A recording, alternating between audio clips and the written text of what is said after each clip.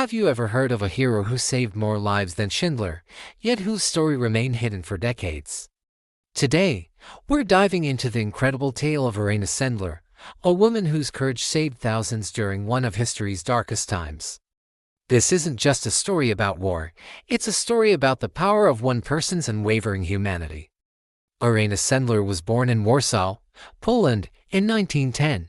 Her father, a physician, instilled in her a powerful lesson early on: always help those in need, regardless of their background. He treated poor Jewish patients for free, a principle that would become the cornerstone of Irena's life when the Nazis invaded Poland in 1939. Irena was a social worker in Warsaw, a city that would soon become the epicenter of unimaginable horror. By 1940, the Nazis had forced nearly 500,000 Jews into the Warsaw Ghetto, a sealed-off area rife with starvation, disease, and brutality. As a non-Jewish social worker, Irena had a special permit to enter the ghetto to inspect sanitary conditions, but she saw it as something more: a lifeline. She knew she couldn't stand by and do nothing. With a heart full of defiance, she began smuggling food, medicine, and clothing into the ghetto, offering a glimmer of hope amidst the despair. But soon, smuggling supplies wasn't enough. In 1942, when the horrific deportations to the Treblinka extermination camp began, Irena knew she had to do more. She joined Wagoda, the Polish Council to Aid Jews, and took charge of its children's section. Her mission became terrifyingly clear: to smuggle Jewish children out of the ghetto and save them from certain death. Imagine the impossible choices faced by the parents inside.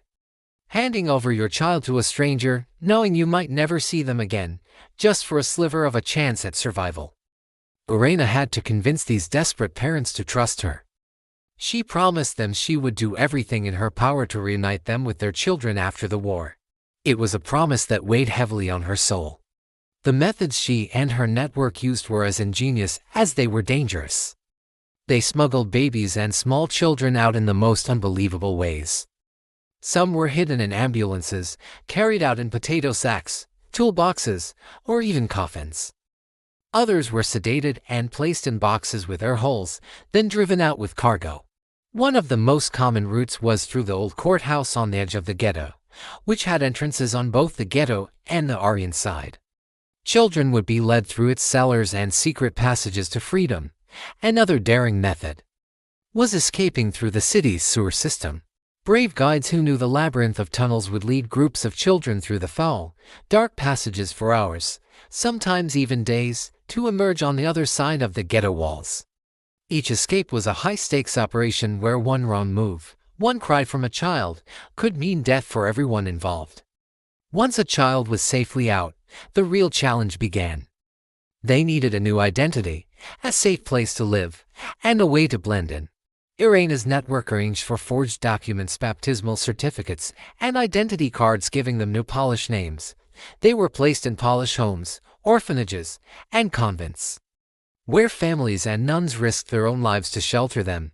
But Irena knew that saving a life meant more than just physical survival. It also meant preserving their identity. She was determined that these children would one day know who they really were and be reunited with any surviving family.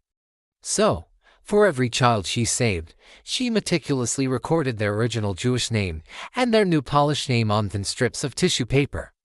She rolled these precious lists up and buried them in glass jars under an apple tree in a friend's garden. These jars held the key to over 2,500 stolen identities, a secret garden of hope. Irena's work was a constant dance with death. She lived under a false name and was always on the move. In October 1943, the inevitable happened. The Gestapo, tipped off by an informant, arrested her. They took her to the infamous Powiat prison, a place of brutal torture. For weeks, they interrogated and beat her, breaking her feet and legs, demanding she reveal the names of her network and the locations of the hidden children.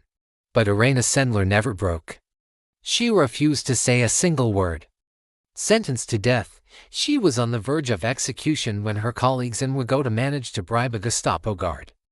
As she was being led away to be shot, the guard let her escape into the street.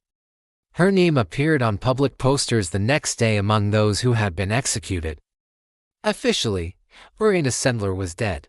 But in reality, she went back into hiding and, with a new identity, continued her life-saving work until the end of the war. After the war, Poland fell under a communist regime, which didn't celebrate wartime heroes who weren't aligned with their ideology. Irena's story was suppressed and largely forgotten. She lived a quiet life, haunted by her memories, always feeling she hadn't done enough. She once said, "I could have done more. This regret will follow me to my death." It wasn't until 1999 that her story resurfaced in the most unexpected way. A group of high school students in a small town in Kansas, for a history project, stumbled upon a brief mention of a woman who had saved 2,500 Jewish children. Intrigued, they started digging. They couldn't believe such a hero was virtually unknown. They wrote a play about her called Life in a Jar, named after the buried lists of names. Their play became a sensation, and through their efforts, the world finally learned about Irena Sendler. They even managed to find her, then a frail woman in her 90s, living in a nursing home in Warsaw. When they visited her, she wept, telling them how grateful she was that her story, and the story of all the brave people who helped her, would finally be told. Thanks to those students, Irena Sendler received the recognition she deserved in the final years of her life. She was awarded Poland's highest honor, the Order of the White Eagle, and was nominated for the Nobel Peace Prize in 2007. She passed away in 2008 at the age of 98, leaving behind a legacy of unparalleled courage and compassion. The story of Irena Sendler is a powerful reminder that in the face of overwhelming evil, one person's determination can change the world. She wasn't a soldier or a politician. She was a social worker who saw injustice and refused to look away. Her life teaches us that heroism isn't about grand gestures, but about the quiet, relentless commitment to doing what is right, no matter the cost. Her secret garden of jars wasn't just filled with names, it was filled with the promise of a future, a testament to the enduring power of the human spirit. Thank you for joining me to learn about this incredible woman. If her story moved you, please share it so more people can know the name Irena Sendler. Don't forget to like this video and subscribe for more stories of unsung heroes. See you next time.